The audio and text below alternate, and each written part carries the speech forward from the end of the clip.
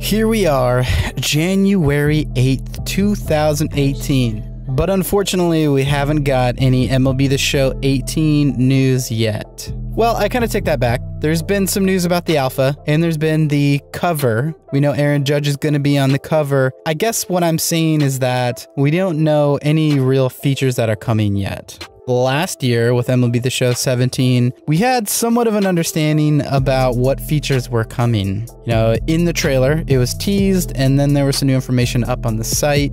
Generally, we knew what we were gonna get into. And then late January, I think it was January 25th, PlayStation uploaded a video where Ramon Russell talked about the live stream schedule, and my man, it was a gauntlet of each week something being released leading up to the release of the game. You gotta ask yourself the question, will they do the same thing all over again? Does that marketing strategy work?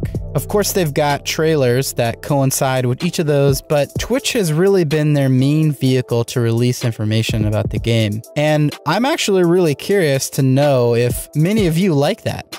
I mean, a long-form Twitch broadcast is difficult for me to be able to uncover what's important. And so usually what I do is I record it and then might talk to some other people like, Cougs, because we like to make news and update videos. And we try and figure out like what was said and shown and what did we miss. I think if anything, it's a real good benefit to YouTubers and creators because we can take all of those little details and create them into unique little videos. Now, if San Diego Studios or PlayStation put them up on their channels, then they would get most of the views and people would, really get the message from them and not from us. But I've been thinking a lot about this lately. It's curious to me. I don't know if they believe or not that this method of rolling out game features works or doesn't.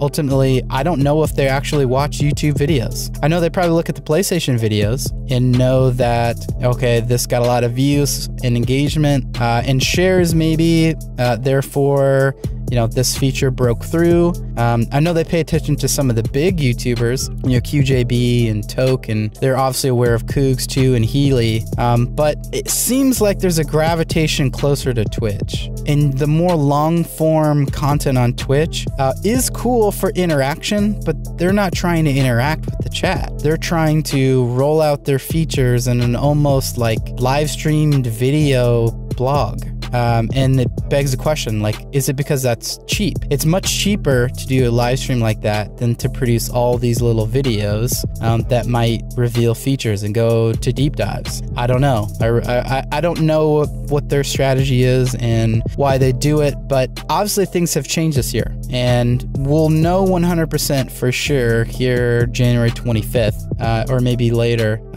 if they're not going to do the live stream schedule again.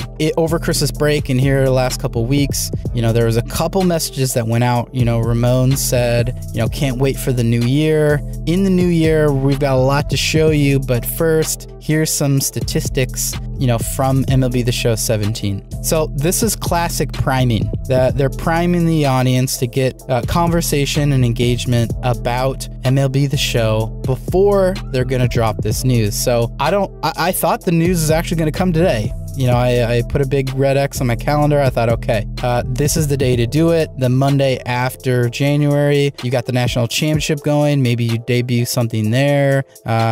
This is a good window because it's the new year. You give yourself some time. And for all I know, they were maybe gonna have that happen. But during that window of Christmas break, people are off, maybe something changed, and we might see the video tomorrow. We might see it at the end of this week. Next Monday could be the day. I don't know. But regardless, it begs the question, where is the news about MLB The Show 18? We're getting into that, last 3-month ramp up. And not to say that everyone's ravenous for the news, like we're going to get it when we're going to get it, because things have changed, because the actual rollout and marketing strategy for the game is different.